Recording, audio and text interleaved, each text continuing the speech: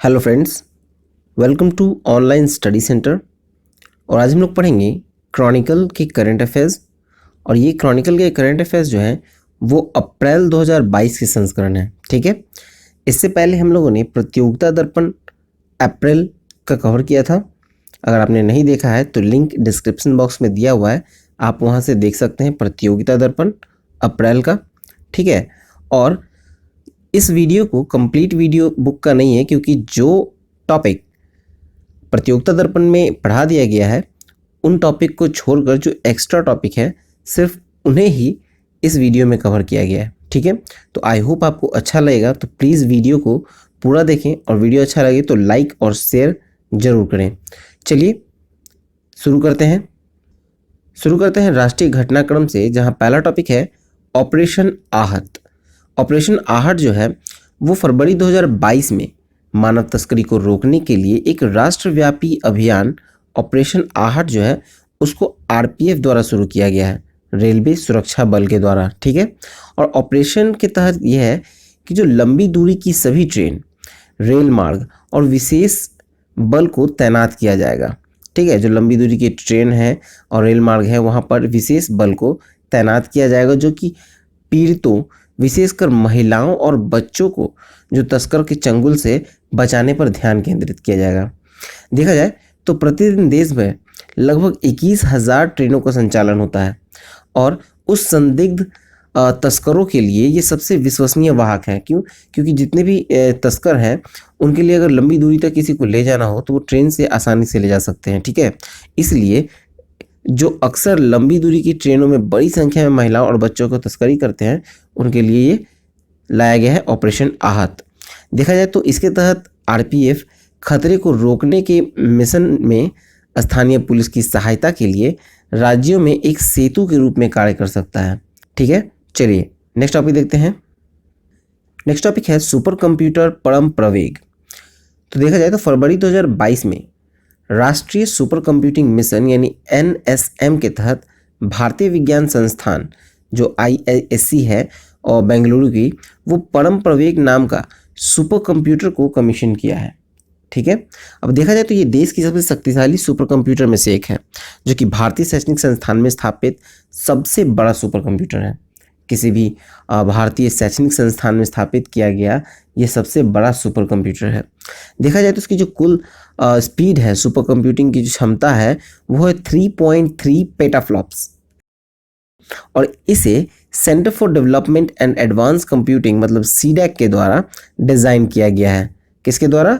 CDAC के द्वारा। अब देखा जाए तो इसके अधिकांश घटक जो हैं वो स्वदेशी रूप से निर्मित है और असेंबल भी स्वदेश में किया गया है। इसका जो सॉफ्टवेयर है उसे भी भारत में ही विकसित किया गया है। ठीक है, और राष्ट्रीय सुपर कंप्यूटिंग मिशन को विज्ञान और प्रौद्योगिकी विभाग जो डीएसटी है और इलेक्ट्रॉनिक और सूचना प्रौद्योगिकी मंत्रालय के द्वारा संयुक्त रूप से संचालित किया जाता है। देखा जाए तो अभी तक जो देश में भारत में अब तक 10 सुपर कंप्यूटर सिस्टम स्थापित किए जा चुके हैं। चलिए नेक्स्ट देखें। नेक्स्ट है भारत में 2 नए रामसर स्थल। तो देखिए तो फरवरी 2022 में भारत की 2 नई आर्द्रभूमि को रामसर स्थल में जोड़ा गया है। एक है आपको गुजरात के जामनगर में खिजरिया पक्षी अभ्यारण्य और दूसरा है उत्तर प्रदेश में बखीरा वन्यजीव अभ्यारण्य। इन दोनों को आर्द्रभूमि के रामसर स्थल में जोड़ा गया है और भारत में रामसर स्थल की संख्या अब हो गई है 49। दक्षिण एशिया में किसी देश के लिए ये सबसे अधिक है। ठीक है, दक्षिण एशिया में किसी भी देश के लिए सबसे अधिक रामसर स्थल भारत के पास है।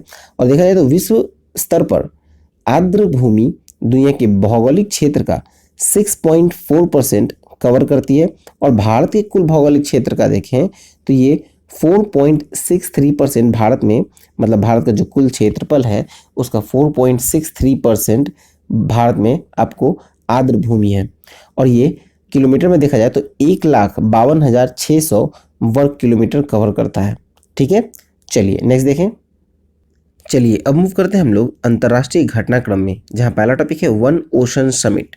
वन ओशियन समिट जो है वो 9 से 11 फरवरी को फ्रांस के द्वारा संयुक्त राष्ट्र और विश्व बैंक के सहयोग से फ्रांस के ब्रेस्ट में ओशन समिट का आयोजन किया गया।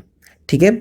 और इस 9 से 11 का जो आयोजन था उसमें 11 फरवरी को प्रधानमंत्री नरेंद्र मोदी ने वन ओशन समिट के उच्च स्तरीय सत्र को संबोधित किया है। इसका उद्देश्य क्या है? तो इसका जो उद्देश्य है वो कि अंतर्राष्ट्रीय समुदाय को स्वस्थ और टिकाऊ समुद्री पारिस्थितिकी तंत्र के संरक्षण और समर्थन की दिशा में ठोस कार्रवाई करने के लिए प्रेरित करना है। यूनेस्को ने 2025 तक अपने सदस्य देशों के स्कूली पाठ्यक्रम में समुद्री शिक्षा को शामिल करने का लक्ष्य निर्धारित किया है और यूनेस्को के अनुसार वर्तमान में 20% समुद्र तल मानचित्र का निर्माण किया जा चुका है और 2030 तक समुद्र तल का कम से कम 80% मानचित्रण कर दिया जाएगा और इसके सहयोगी देशों के साथ मिलकर। ठीक है, चलिए नेक्स्ट देखें। नेक्स्ट टॉपिक है 10वां अंतर्राष्ट्रीय बौद्धिक संपदा सूचकांक 2022, मतलब इंटरनेशनल इंटेलेक्चुअल प्रॉपर्टी इंडेक्स 2022। तो देखा जाए तो 23 फरवरी 2022 को US chambers of commerce global innovation policy centre के द्वारा संकलित जो वार्षिक रिपोर्ट है वो अंतर्राष्ट्रीय बौद्धिक संपदा सूचकांक 2022 जारी किया गया। इसमें 55 वैश्विक अर्थव्यवस्थाओं में बौद्धिक संपदा ढांचे का मूल्यांकन किया गया है और अंतर्राष्ट्रीय बौद्धिक संपदा सूचकांक में पेटेंट और कॉपीराइट नीति, आईपी पर संपत्ति की व्यवसायीकरण और किसी देश की अंतर्राष्ट्रीय संधियों की संपुष्टि का मूल्यांकन ये करता है। ठीक है, अब देखा जाए तो सूचकांक में जो प्रथम 5 स्थान है, पहला स्थान पे आता है अमेरिका, दूसरे पे ब्रिटेन, तीसरे पे जर्मनी, चौथे पे स्वीडन और 5वें पे फ्रांस आता है और सबसे आखिरी स्थान जो 55वां स्थान है वहाँ पे है वेनेजुएला। ठीक है, और देखा जाए तो भारत की जो स्थिति देखें तो भारत की स्थिति है 43वें। ठीक है, 55 कंट्री में अर्थव्यवस्थाओं में जो बौद्धिक संपदा ढांचे का मूल्यांकन किया गया है उसमें भारत की स्थिति 43वां है। भारत ने स्कोर किया है 38.4% और देखा जाए तो 2021 में भारत का जो स्थान था वो 40वां था। ठीक है, और 2021 में 40वां था और 22 में हो गया 43वां। चलिए नेक्स्ट देखें। नेक्स्ट है मरिया देखा जाए तो ये दुनिया का सबसे बड़ा मालवाहक कार्गो विमान एंटोनोव AN-225 यूक्रेन में रूसी हमले में होस्टमोल या गोस्टमोल जिसे कहा जाए तो उसके हवाई अड्डे पर अपने बेस पर यह तबाह हो गया। ठीक है, ये दुनिया का सबसे बड़ा मालवाहक कार्गो विमान था। इसका औपचारिक नाम था कोसाक, नाटो ऑपरेटेड कोड के रूप में इसे जाना जाता था और इसका नाम जो है वो मरिया रखा गया था। ठीक है, और जिसका यूक्रेन में अर्थ होता है सपना। पहली उड़ान जो है ये 1988 में भरी थी। ठीक है, और इसकी लंबाई जो थी वो 84 मीटर मतलब 276 फीट और 528 मील प्रति घंटे की स्पीड पकड़ सकती थी और 250 टन कार्गो परिवहन ये कर सकता है। ठीक है, अब एंटोनोव कंपनी का जो प्रबंधन है करने वाला जो यूक्रेन के रक्षा और निर्माता यूक्रोबारोनप्रोम है उसने घोषणा किया है कि इसे फिर से ठीक करने में जो लागत आएगी वो आएगी $3 अरब से अधिक। ठीक है, और इसमें कम से कम 5 साल का समय लगेगा। ठीक है, इसे ठीक करने में।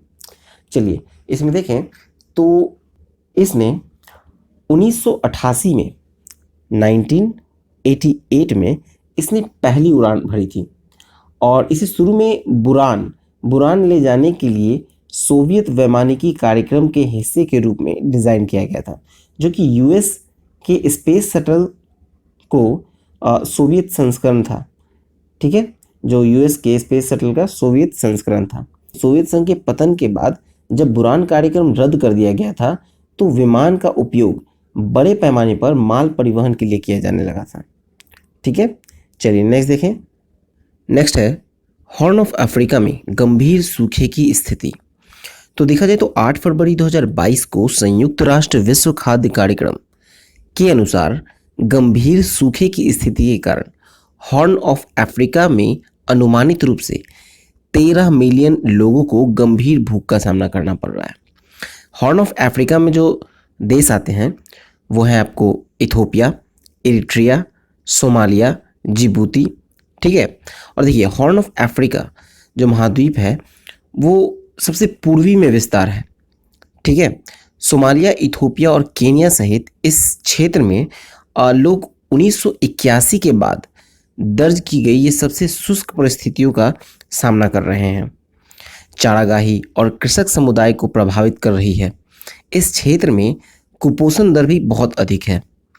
ठीक है, देखा जाए तो जो संयुक्त राष्ट्र विश्व खाद्य कार्यक्रम ने कहा कि अगले 6 महीने में 45 लाख लोगों की तत्काल ज़रूरत को पूरा करने के लिए उसे $327 मिलियन की आवश्यकता होगी। चलिए नेक्स्ट देखें। नेक्स्ट है भारत और जर्मनी सहयोग कार्य योजना 2022। तो देखा जाए तो 16 फरवरी 2022 को भारत और जर्मनी सहयोग कार्य योजना 2022 पर हस्ताक्षर किए गए। इसका उद्देश्य है गुणवत्तापूर्ण बुनियादी ढांचे को मजबूत करना, व्यापार के लिए तकनीकी बाधाओं को कम करना, उत्पाद सुरक्षा को बढ़ाना और उपभोक्ता संरक्षण को मजबूत करना। जर्मनी ने वैश्विक गुणवत्ता अवसंरचना सूचकांक के अध्ययन के परिणाम को भी साझा किया है। इस रिपोर्ट के अनुसार देखें तो जो भारत है, भारत का पहला पॉइंट आता है कि मानकीकरण के मामले में भारत जो है वो 7वें स्थान पे है और भारत प्रत्यायन गतिविधियों के लिए 9वें स्थान पे है। ठीक है, और मीट्रोलॉजी से संबंधित जो गतिविधियां हैं उसके लिए ये 19वें स्थान पर है। भारत में 100 में से 95.6 अंक प्राप्त किए हैं भारत ने। ठीक है, और ये समग्र गुणवत्ता वाले बुनियादी ढांचे में वातावरण के लिए दुनिया में 10वें स्थान पर है। चलिए नेक्स्ट देखें। नेक्स्ट है लस्सा बुखार। चलिए इसके बारे में देखें तो 11 फरवरी 2022 को यूनाइटेड किंगडम में लस्सा बुखार से पीड़ित 3 व्यक्ति में से एक की मृत्यु हो गई। ये बुखार जो है वो चूहों के द्वारा फैलता है। ठीक है, जैसे कि किसी संक्रमित चूहे के मल या मूत्र से दूषित भोजन या घरेलू सामान के संपर्क में आने से एक व्यक्ति संक्रमित हो सकता है। ठीक है, तो देखा जाए तो ये मुख्य रूप से आपको सिएरा लियोन, लाइबेरिया, गिनी और नाइजीरिया सहित जो पश्चिमी अफ्रीकी देश हैं वहाँ पाए जाते हैं, जहाँ ये लस्सा बुखार स्थानिक है। और इसके जो लक्षण अगर देखें तो लक्षण है कि हल्के लक्षण में क्या होगा, जब आपको ये मतलब लस्सा बुखार का जो हल्का लक्षण होगा उसमें हल्का बुखार, थकान, कमजोरी और सिर दर्द शामिल है। और जब अधिक गंभीर लक्षण दिखेंगे तो उसमें रक्तस्राव, सांस लेने में कठिनाई, उल्टी, चेहरे की सूजन, छाती, पीठ और पेट में दर्द, ये सब शामिल है। लक्षण की जो शुरुआती है, लक्षण में अगर हम लोग देखें तो लक्षण की जो शुरुआत के 2 सप्ताह में रोगी की मृत्यु हो सकती है और आमतौर पर बहुअंग विफलता के परिणाम स्वरूप। ठीक है, चलिए नेक्स्ट देखें। अब मूव करेंगे हम लोग आर्थिक वाणिज्यिक परिदृश्य में, जहां पहला है डिजिटल ट्रांसफॉर्मेशन अवार्ड 2021। तो ये कर्नाटका बैंक को दिया गया है, डिजिटल ट्रांसफॉर्मेशन अवार्ड जिसे कहते हैं DX21। ठीक है, और इससे सम्मानित किया गया है किसे? कर्नाटका बैंक को। कर्नाटका बैंक को उसके अभिनव सर्वोत्तम अभ्यास जो KVL विकास है उसके लिए दिया गया है और ये अवार्ड भारतीय उद्योग परिसंघ के द्वारा दिया गया है। ठीक है, डिजिटल पहल को अगले स्तर तक ले जाने के उद्देश्य से बैंक ने हाल ही में KVL विकास 2.0 के हिस्से के रूप में KVL NXT शुरू किया है। चलिए नेक्स्ट देखें। नेक्स्ट है साउथ इंडियन बैंक में भारतीय बैंक संघ अवार्ड जीते। तो साउथ इंडियन बैंक ने कौन से अवार्ड जीते हैं? तो भारतीय बैंक संघ के अवार्ड यानी IBA के। तो देखिए साउथ इंडियन बैंक ने वार्षिक IBA बैंकिंग टेक्नोलॉजी अवार्ड के 17वें संस्करण में 7 श्रेणियों में से 6 में से पुरस्कार इन्होंने हासिल किया। ठीक है, 7 श्रेणी में से 6 पुरस्कार कर्नाटका बैंक ने हासिल किया। कुछ श्रेणियां देखा जाए तो जैसे कि best technology bank of the year, वर्ष का सर्वश्रेष्ठ प्रौद्योगिकी बैंक छोटे बैंकों में, सर्वश्रेष्ठ IT जोखिम प्रबंधन और साइबर सुरक्षा पहल छोटे बैंकों में, और सर्वश्रेष्ठ फिनटेक सहयोग ये भी छोटे बैंकों की कैटेगरी में दिया गया है। ठीक है, 2 श्रेणियों में ये संयुक्त रूप से विजेता है और 1 श्रेणी में ये उप विजेता है। ठीक है, बैंक का जो मुख्यालय है वो है केरल में। साउथ इंडियन बैंक का मुख्यालय केरल में स्थित है और इसके MD और CEO हैं मुरली रामकृष्णन। चलिए नेक्स्ट देखें। नेक्स्ट है गूगल ने भारत में लॉन्च किया प्ले पास सब्सक्रिप्शन। तो देखिए 28 फरवरी 2022 को गूगल ने भारत में प्ले पास नाम का सब्सक्रिप्शन लॉन्च किया है। ठीक है, और ये एंड्रॉयड डिवाइस उपयोगकर्ताओं को बिना विज्ञापनों के ऐप खरीद और अग्रिम भुगतान पर 1000 से अधिक एप्लीकेशन और गेम तक पहुंच प्रदान करेगा। ठीक है, भारत में जो उपयोगकर्ता हैं वो 1 महीने के ट्रायल के साथ सेवा की शुरुआत कर सकते हैं और इसको 99 रुपीज़ पर मंथ या फिर 889 वार्षिक की सदस्यता से ले सकते हैं। चलिए नेक्स्ट देखें। नेक्स्ट है पटना पांडु जलमार्ग कनेक्टिविटी। तो देखिए 5 फरवरी 2022 को पटना बिहार से यानी पांडु गुवाहाटी तक के लिए खाद्यान्न ले जा रहे जो MV लाल बहादुर शास्त्री जहाज को झंडी दिखाकर रवाना किया गया। यह यात्रा जो है वो कुल 2350 किलोमीटर की है, जो गेटवे ऑफ नॉर्थ ईस्ट के लिए एक नया द्वार खोलेगा। अंतर्देशीय जल परिवहन मार्ग पर यह खाद्यान्न की पहली खेप है और 25 से 30 दिनों की यात्रा राष्ट्रीय जलमार्ग 1 यानी गंगा नदी, राष्ट्रीय जलमार्ग 97 यानी सुंदरबन और भारत बांग्लादेश प्रोटोकॉल रूट और राष्ट्रीय जलमार्ग 2 जो ब्रह्मपुत्र नदी में है के माध्यम से एक एकीकृत अंतर्देशीय जल परिवहन आवाजाही होगी। ठीक है, और इसमें आगे देखा जाए तो पूर्वोत्तर क्षेत्र में जहाज की निर्बाध आवाजाही के लिए बांग्लादेश के साथ भारत बांग्लादेश प्रोटोकॉल यानी IBP रूट के 2 हिस्सों की विकसित किया जा रहा है। ठीक है, चलिए नेक्स्ट देखते हैं। नेक्स्ट टॉपिक है रिवार्ड परियोजना। तो रिवार्ड का फुल फॉर्म है rejuvenating water sets for agriculture resilience through innovative development. तो देखा जाए तो 18 फरवरी 2022 को भारत सरकार, कर्नाटक और उड़ीसा की राज्य सरकारों और विश्व बैंक ने नवोन्मेषी विकास के माध्यम से कृषि लचीलापन के लिए वाटर सेट का कायाकल्प रिकॉर्ड परियोजना को कार्यान्वयन के लिए $115 मिलियन के ऋण समझौते पर हस्ताक्षर किए हैं। देखा जाए तो किसानों को जलवायु परिवर्तन के प्रति लचीलापन बढ़ाने, उत्पादकता बढ़ाने और बेहतर आय को बढ़ावा देने में मदद करने के लिए राष्ट्रीय और राज्य संस्थानों को बेहतर वाटर से प्रबंधन तौर तरीकों को अपनाने में ये मदद करेगा। ठीक है, रिवार्ड परियोजना क्या करेगा तो जो कि जलवायु परिवर्तन के प्रति जो लचीलापन है उसे बढ़ाने में, उत्पादकता बढ़ाने में और बेहतर आय को बढ़ावा देने में मदद करेगा। ठीक है, और इसमें है कि इसमें कर्नाटका के लिए $60 मिलियन, उड़ीसा के लिए $49 मिलियन की वित्त पोषण का समर्थन होगा और जो शेष $6 मिलियन होगा वो केंद्र सरकार की भूमि संसाधन विभाग के लिए होगा। ठीक है, जो कि ये 115 मिलियन का जो ऋण है उसके तहत $6 मिलियन केंद्र सरकार के भूमि संसाधन विभाग में होगा। और देखा जाए तो 115 मिलियन की जो परिपक्वता अवधि होगी वो होगी 15 वर्ष, जिसमें 4.5 वर्ष की छूट अवधि भी शामिल दी है। ठीक है, चलिए नेक्स्ट देखें। अब मूव करेंगे हम लोग पुरस्कार और सम्मान में। पहला है दादा साहब फाल्के अंतर्राष्ट्रीय फिल्म महोत्सव पुरस्कार 2022। तो देखा जाए तो ये 20 फरवरी 2022 को दादा साहब फाल्के अंतर्राष्ट्रीय फिल्म महोत्सव पुरस्कार 2022 को मुंबई में आयोजित किया गया। ठीक है, और इसमें बेस्ट फिल्म जो फिल्म ऑफ द ईयर चुना गया है वो है पुष्पा द राइज।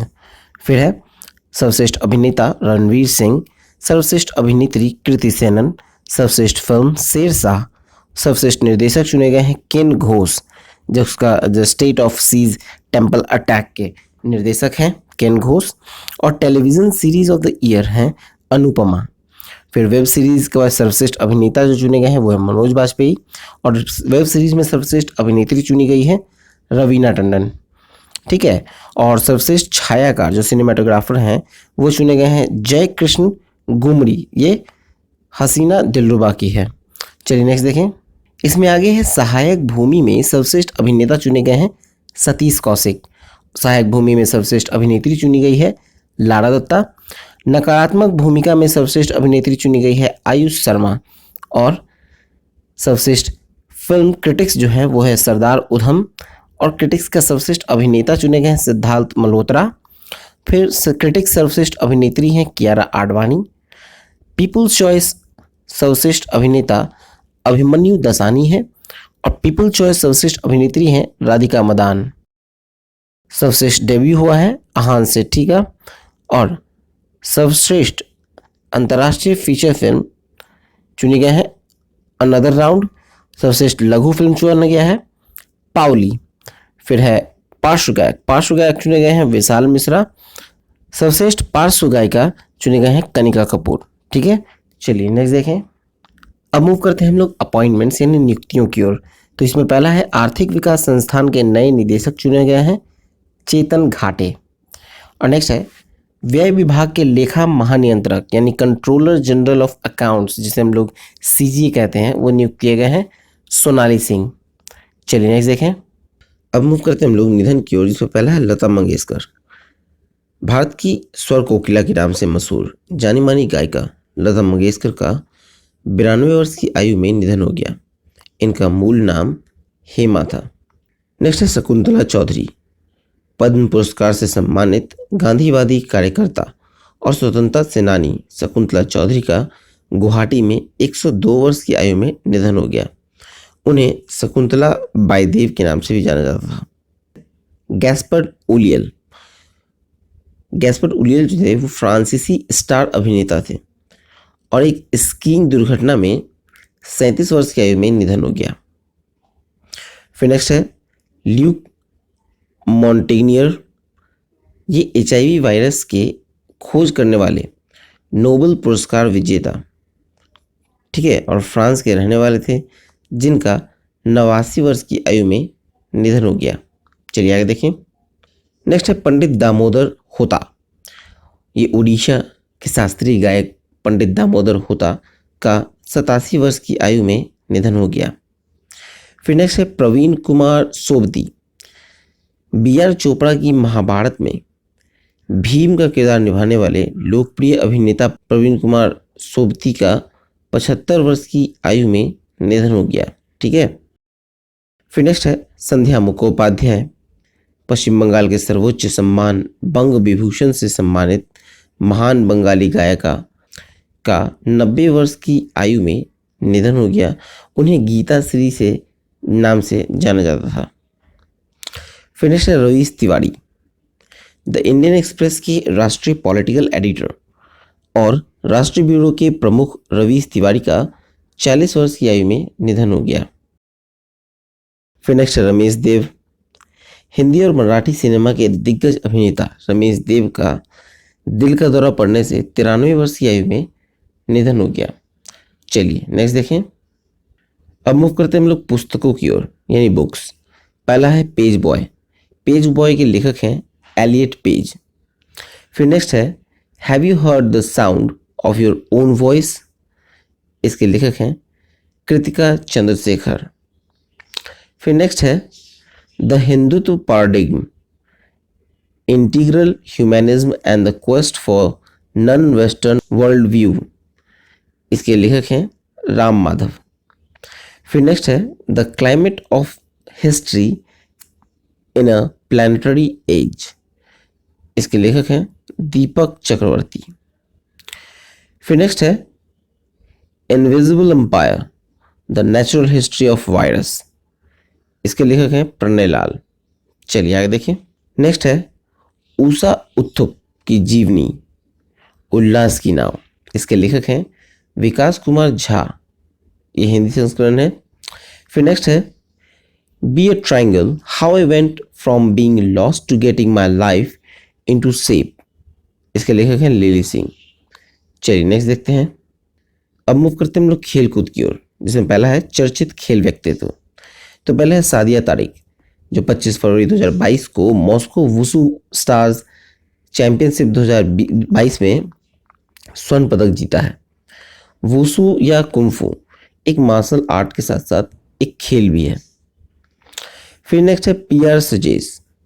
भारतीय हॉकी गोलकीपर PR सजेस ने 31 जनवरी 2022 को world games athlete of the year 2021 पुरस्कार जीता है और ये सम्मान पाने वाले ये दूसरे भारतीय बने हैं। पहले जो थे वो भारतीय हॉकी जो महिला हॉकी टीम की कप्तान थी रानी रामपाल। ठीक है। फिर नेक्स्ट है मीराबाई चानू। 25 फरवरी 2022 को सिंगापुर भारोत्तोलन इंटरनेशनल टूर्नामेंट में 55 किलोग्राम वर्ग में 191 किलोग्राम उठाकर उन्होंने स्वर्ण पदक जीता, मीराबाई चानू ने। फिर नेक्स्ट है तस्नीम मीर। 11 फरवरी 2022 को जूनियर विश्व नंबर 1 भारतीय बैडमिंटन खिलाड़ी तस्नीम मीर 30वां ईरान फजर इंटरनेशनल चैलेंज 2022 में महिला एकल खिताब का फाइनल जीता है। ठीक है, चलिए नेक्स्ट देखें। नेक्स्ट है वसीम अकरम। पाकिस्तान क्रिकेट के पूर्व कप्तान वसीम अकरम को औपचारिक रूप से Pakistan cricket board hall of fame में शामिल किया गया है। फिर नेक्स्ट है एमा टेरहो। ये अंतर्राष्ट्रीय ओलंपिक समिति के एथलीट आयोग के अध्यक्ष के रूप में फिर से चुने गए हैं। चलिए आगे देखें। नेक्स्ट है कार्लोस अल्काराज, सबसे कम उम्र के ATP 500 विजेता। तो देखा जाए तो 20 फरवरी 2022 को रियो ओपन की फाइनल में स्पेन के 18 वर्षीय कार्लोस अल्काराज ने जीता ATP 500 कैटेगरी में सबसे कम उम्र के खिलाड़ी बन गए। ठीक है, और फाइनल में इन्होंने हराया डिएगो श्वार्ट्जमैन जो कि अर्जेंटीना के हैं। फिर नेक्स्ट है कि भारतीय टेबल टेनिस महासंघ के संचालन हेतु प्रशासकों की समिति। तो देखिए 11 फरवरी 2022 को दिल्ली उच्च न्यायालय ने जम्मू कश्मीर उच्च न्यायालय की पूर्व मुख्य न्यायाधीश गीता मित्तल को भारतीय टेबल टेनिस महासंघ के संचालन हेतु 3 सदस्यीय प्रशासकों की समिति यानी कि कमिटी ऑफ एडमिनिस्ट्रेटर्स के अध्यक्ष के रूप में नियुक्त किया है। ठीक है, और इनके अन्य सदस्य हैं चेतन मित्तल जो कि वरिष्ठ अधिवक्ता थे और SD मुदगिल। देखा जाए तो अध्यक्ष के लिए इन्हें 3 लाख रुपए और अन्य सदस्यों को 1 लाख का मासिक मानदेय भी तय है। चलिए आगे देखें। अगला है बीजिंग शीतकालीन ओलंपिक 2022। तो ये 4 से 20 फरवरी 2020 तक बीजिंग शीतकालीन ओलंपिक खेल का आयोजित किया गया। शुभंकर था बिंग ड्वेनड्वेन। बिंग ड्वेनड्वेन क्या है, तो एक पांडा है। ठीक है, और भारत के एकमात्र एथलीट उद्घाटन ध्वज में मोहम्मद आरिफ खान थे जो कि अल्पाइन स्कीयर हैं और जम्मू कश्मीर के रहने वाले हैं। ठीक है, देखा जाए तो इसमें जो बीजिंग शीतकालीन ओलंपिक था उसमें पहले नंबर पे थे नॉर्वे। नॉर्वे ने कुल 37 पदक प्राप्त किए, 16 स्वर्ण, 8 रजत और 13 कांस्य। दूसरे पे थे जर्मनी। जर्मनी ने 27 पदक प्राप्त किए जिसमें 12 स्वर्ण, 10 रजत और 5 कांस्य। तीसरे पे चीन। चीन ने कुल 15 पदक प्राप्त किए, 9 स्वर्ण, 4 रजत और 2 कांस्य। भारत ने कोई भी पदक नहीं जीता। ठीक है, भारत के सिर्फ एकमात्र खिलाड़ी ने पार्ट लिया था, मोहम्मद आरिफ खान ने, जो कि अल्पाइन स्कीयर हैं। चलिए नेक्स्ट देखें। नेक्स्ट है प्रो कबड्डी लीग सीजन 8। तो ये 25 फरवरी 2022 को सीजन 8 का फाइनल खेला गया। विजेता थे दबंग दिल्ली केसी और उप विजेता थे Patna pirates. Most valuable player award जीता है नवीन कुमार ने जो कि दबंग दिल्ली के थे। और रेडर ऑफ द सीजन ये जीता है पवन सहरावत ने। पवन सहरावत ने कुल 24 मैचों में 304 रेड पॉइंट्स किए। फिर डिफेंडर ऑफ द सीजन देखा जाए तो ये थे मोहम्मद रेजा चियानेव, ये पटना पायरेट्स के हैं। फिर नेक्स्ट है शानदार डेब्यू के लिए सर्वश्रेष्ठ नवोदित प्लेयर, ये बने हैं मोहित गोयल, पुनेरी पल्टन के। इस लीग में कुल 12 टीमें खेल रही थी। ठीक है, चलिए नेक्स्ट देखें। नेक्स्ट है ICC player of the month January 2022। तो ICC player of the month में men's player of the month थे जनवरी में कीगन पीटरसन जो कि दक्षिण अफ्रीका के हैं। और ICC women's player of the month जनवरी के लिए हैं हीथर नाइट जो कि इंग्लैंड के कप्तान हैं। ठीक है, चलिए नेक्स्ट देखते हैं। अब मूव करेंगे हम लोग दिवस की ओर, जिसमें पहला है कि 1 से 7 फरवरी को हम लोगों ने सप्ताह मनाया है विश्व अंतरधार्मिक सद्भावना सप्ताह। फिर 2 फरवरी को मनाया है विश्व आर्द्रभूमि दिवस जिसका विषय था wetland actions for people and nature. फिर 2 फरवरी को मनाया गया है अंतर्राष्ट्रीय मानव बंधुत्व दिवस। 4 फरवरी को मनाया गया है विश्व कैंसर दिवस। फिर 8 फरवरी को मनाया गया है सुरक्षित इंटरनेट दिवस जिसका थीम है together for a better internet. फिर 10 फरवरी को मनाया गया विश्व दलहन दिवस जिसका थीम है युवाओं का सतत कृषि खाद्य प्रणालियों को प्राप्त करने में सशक्त बनाने के लिए दलहन।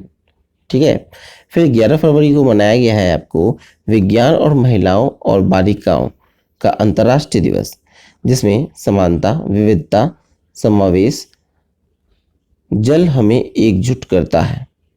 ठीक है, चलिए आगे देखें। 11 फरवरी को मनाया गया है विश्व यूनानी दिवस, जिसका थीम है अच्छे स्वास्थ्य और सेहत के लिए यूनानी चिकित्सा में आहार और पोषण। फिर 12 फरवरी को मनाया गया है राष्ट्रीय उत्पादकता दिवस। 13 फरवरी को मनाया गया है राष्ट्रीय महिला दिवस। 13 फरवरी को ही मनाया गया है विश्व रेडियो दिवस, जिसका थीम है रेडियो एंड ट्रस्ट। फिर 15 फरवरी को मनाया गया अंतर्राष्ट्रीय बॉल कैंसर दिवस, जिसका थीम है better survival is achievable through your hands. फिर 20 फरवरी को मनाया गया है 20 फरवरी को मनाया गया है विश्व सामाजिक न्याय दिवस, जिसका थीम है औपचारिक रोजगार के माध्यम से सामाजिक न्याय प्राप्त करना। फिर 21 फरवरी को मनाया गया अंतर्राष्ट्रीय मातृभाषा दिवस, यानी कि बहुभाषी शिक्षा के लिए प्रौद्योगिकी का उपयोग करना, चुनौतियां और अवसर। इसमें आगे देखें, आगे है 22 फरवरी को मनाया गया है विश्व चिंतन दिवस, हमारी दुनिया हमारा समान भविष्य, ये थीम है। फिर 27 फरवरी को मनाया गया है राष्ट्रीय प्रोटीन दिवस। तो राष्ट्रीय प्रोटीन दिवस का जो थीम है वो है खाद्य भविष्यवाद। फिर 27 फरवरी को ही है विश्व एनजीओ दिवस, और 28 फरवरी को मनाया गया है राष्ट्रीय विज्ञान दिवस, यानी कि सतत भविष्य के लिए विज्ञान और प्रौद्योगिकी में एकीकृत दृष्टिकोण। ठीक है, आप हमारी वेबसाइट को विजिट कीजिएगा www.onlinestudycenter.in, यहाँ पर आपको PDF प्राप्त हो जाएगा। ठीक है, तो ये वीडियो यहाँ पर समाप्त होता है। तो चैनल को सब्सक्राइब कर लीजिए और सब्सक्राइब कर नोटिफिकेशन बेल को दबाना ना भूलें। वीडियो अच्छा लगा हो तो प्लीज़ लाइक और शेयर ज़रूर करें। टेलीग्राम को ज्वाइन कीजिएगा, क्योंकि PDF का लिंक आपको टेलीग्राम पर उपलब्ध हो जाएगी। हमारी वेबसाइट पे आपको PDF अपलोड कर दिया जाएगा, वहाँ से आप डाउनलोड कर सकते हैं। इसका लिंक आपको नीचे डिस्क्रिप्शन बॉक्स में भी है, वहाँ से आप वेबसाइट देख सकते हैं। तो चलिए मिलते हैं नेक्स्ट वीडियो में। All the best.